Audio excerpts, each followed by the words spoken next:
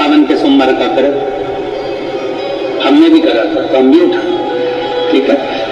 आप लोगों ने व्रत किया ना। अब आप में से और हम में से कई माता बहन भाई ऐसे होंगे जो व्रत करे होंगे तो उन्होंने एक टाइम फलाहार किया होगा, एक टाइम जम के बोलो भोजन किया होगा। आप में से कई लोग ऐसे होंगे जिन्होंने एक टाइम फलाहार करा तो दूसरे समय पर भी फलाहार किया होगा। आप में से कुछ लोग ऐसे होंगे जो एक टाइम केवल फलाहार करे होंगे, दूसरे समय कुछ भी नहीं लिया। बोलो बोलो, सही है कि गलत? अब ईमानदारी से बोलना। आप में से कई लोग ऐसे होंगे जिन्होंने दिन भर कुछ भी नहीं खाया होगा, केवल एक गिलास दूध, एक फल और बाबा का प्रसाद लेकर और व्रत कर लिया।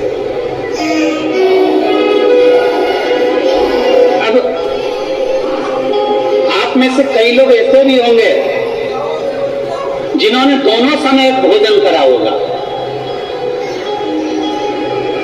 और सुबह में नाश्ता भी किया होगा, दिन में पानी पूरी भी खाई होगी, शाम को थोड़ा भगर सब खाया। अब जरा बहुत बहुत गहन चिंतन वाला विषय जरा ध्यान दीजिएगा। एक व्रत करा, एक टाइम भोजन, एक टाइम फलाहार, एक ने व्रत करा दोनों समय फलाहार, एक ने व्रत किया कि मैं कुछ नहीं खाऊंगा, एक फल, एक गिलास दूध, एक ने सब कुछ खाया, मतलब दिन भर भोजन कर, दिन भर भोजन। अब जो एक समय फलाहार कर रहा है वो भी शंकर का भगत है, जो एक दोनों समय फलाहार कर रहा है वो भी शिव का भगत है, जो एक फल ले रहा है और एक गिलास दूध ले रहा है वो भी शिव का भगत है, और जो दोनों समय भोजन कर रहा है वो भी शिव का भगत है। अब शंकर जी से पूछा जाए कि इनमें से तुम मुक्ति किसको दोगे, इनमें से तुम मोक्ष किसको दोगे, इनमें से सबसे पहले तुम किसकी सुनोगे, किसकी सुनोगे? तो भगवान देवाधिदेव महादेव का चरित्र कहता है माता पार्वती से, पार्वती भले तुम भूखे रहो मत रहो, पर इतना जरूर करो कि किसी का दिल ना दुखे, तो मैं प्रसन्न हो जाता हूं। और पर दिनों से लगे हो, नहीं हो रहा, हरा मूंग ले जाओ, मूंग के दाने तो रहते हैं घर में, केवल 31 मूंग के दाने लेकर जाइए, 31 चावल के दाने लेकर जाइए और 31 ही बेलपत्र लेकर जाइए। जिस दिन सोमवार की अष्टमी हो, कौन से दिन? सोमवार की अष्टमी हो, उस दिन शंकर जी के मंदिर में जाओ, 3 चीज लेकर जाओ, मूंग के दाने, चावल, बेलपत्र। चावल जो 31 लेकर गए हो अपनी कामना कर कर शंकर जी की देहली पर रख दो, चौखट पर, कहीं पर भी ये काम के में उसको रख दिए। मूंग के जो दाने लेकर गए हो 31, वो नंदी के पास में, जो नंदी का पांव ऊंचा रहता है उस पांव के पास रख दीजिए। और जो 31 बेलपत्र लेकर गए हो वो 31 बेलपत्र अशोक सुंदरी वाली जो जगह है, आपको पहले बताया है कथा में, अशोक सुंदरी जी का स्थान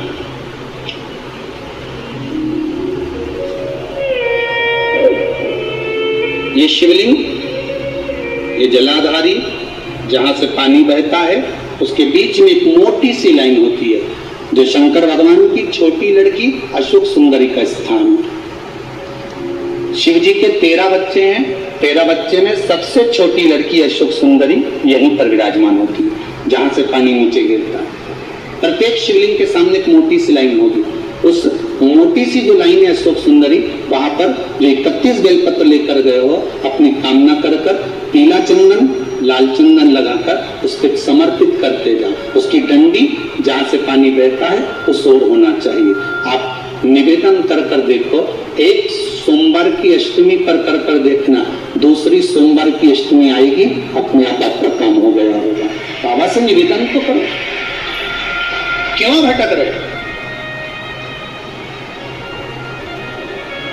भोला सब दुख शिव शंकर जपू तेरी माला, भोले बाबा जपू तेरी माला, भोला सब दुख ओ भोला सब दुख। आप उससे निवेदन करेंगे, प्राप्त होगा। शिव तत्व में जो सुख है वो सुख कहीं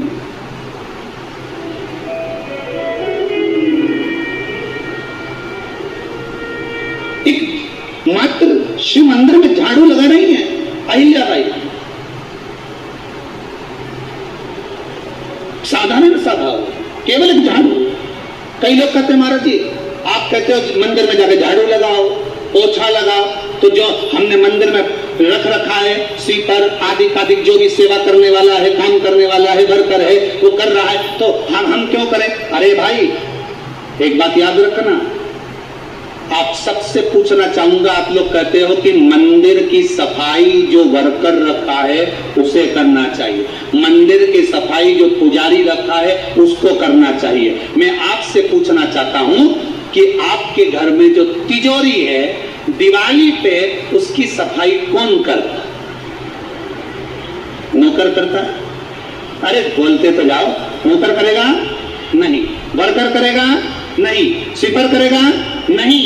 तिजोरी की सफाई कोई दूसरा नहीं करता, तिजोरी की सफाई हमें करना होती है। उसी तरह मंदिर की सफाई ना पुजारी करे ना कोई वर्कर करे, जो दर्शन करने जाए वो करे, क्योंकि ये तिजोरी है हमारी, ये तिजोरी है हमारी, यहां से हमें मिलता है, ये मेरा देव अतिदेव महादेव देता है।